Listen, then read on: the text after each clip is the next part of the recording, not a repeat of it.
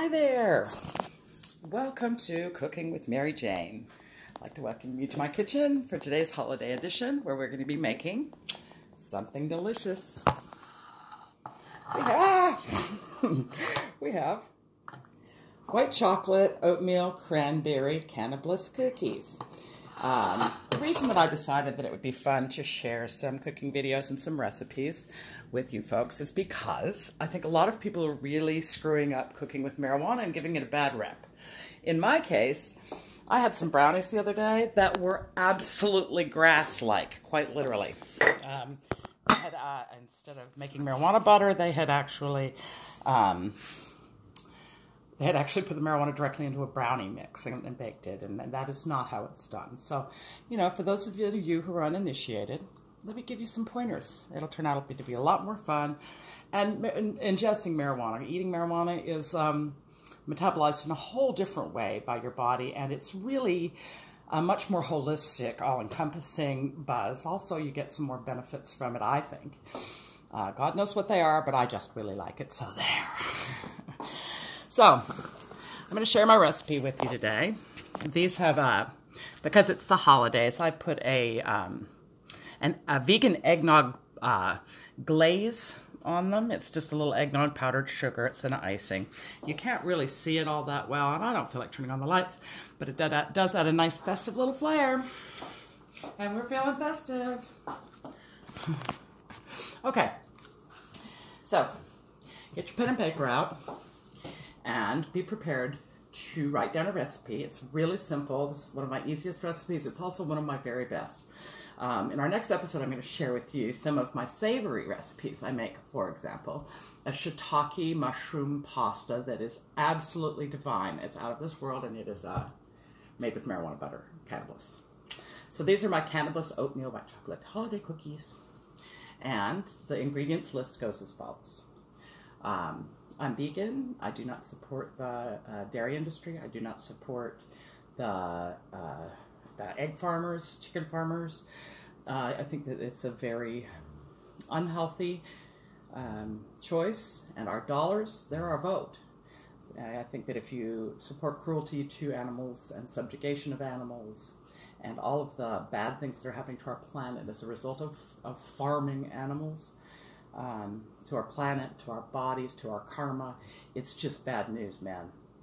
I'm of the opinion that if you don't have the balls to kill it yourself and utilize every part of that animal after offering it up in thanks to whatever spirit you believe in, you have no right to eat meat. We've become so disassociated, so separated from where meat comes from. People don't even realize that it's a dead animal that you're eating. I mean, it's a dead sentient creature that you're putting in your mouth. I just think that we're advanced enough that we can leave that behind. I have a belief system that holds kindness and compassion to all living creatures very high, and it's whatever the hell. It's one of the most highly regarded goals that I have in my life is to be as kind as I know how to be to the world around me, regardless of how it treats me. I'm going to take the high road, and the high road for me is not supporting an industry that cuts the beaks off chickens and all that. I'm not going to go into it, but I really feel strongly that if you can make it a vegan alternative, you should. But that's just me, and I respect everybody else's choices. Just don't make those choices in front of me, or I'll be like, no, something dead on bread. No, I'm totally kidding. I won't be like that.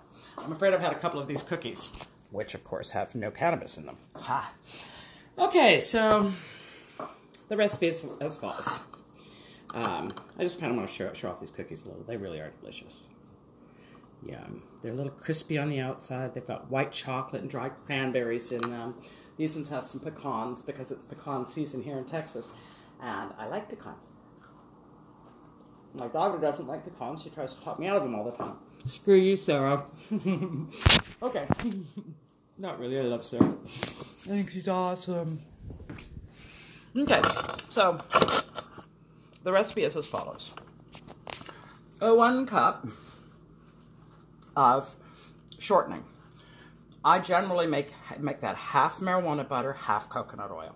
Coconut oil is my substitute for butter across the board. It's healthy, it's got all sorts of good shit in it for you, and it bakes well.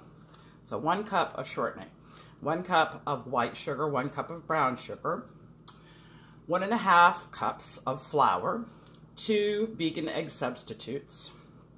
If you must eat eggs, 2 eggs. 1 teaspoon of baking soda, 1 teaspoon of kosher salt, sprinkling of cinnamon, a teaspoon or 2 of vanilla. I love vanilla. And it loves me too. Hi, vanilla. Kisses. Moving on. And 3 cups of organic rolled oats, like you'd make oatmeal from. You know, they don't have to be organic. It's just nicer to the planet to be organic and not use pesticides. And who wants those anyway? I know I don't. Not my food. Also, did I already say 1.5 cups of flour? I've tried coconut flour, didn't work so well. So I use regular wheat flour, but I use bread flour. It gives it a crisper outside, sort of a chewier consistency.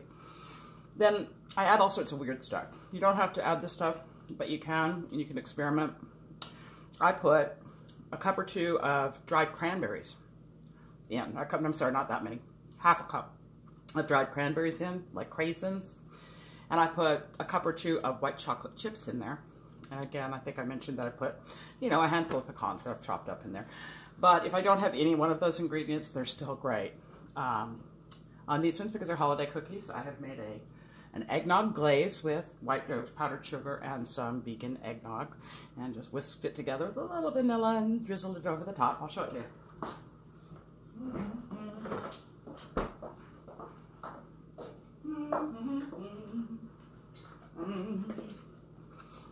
This is the glaze. It doesn't really show up very well on the cookies. Oh, look. I'll wind up eating it later. And there's the eggnog.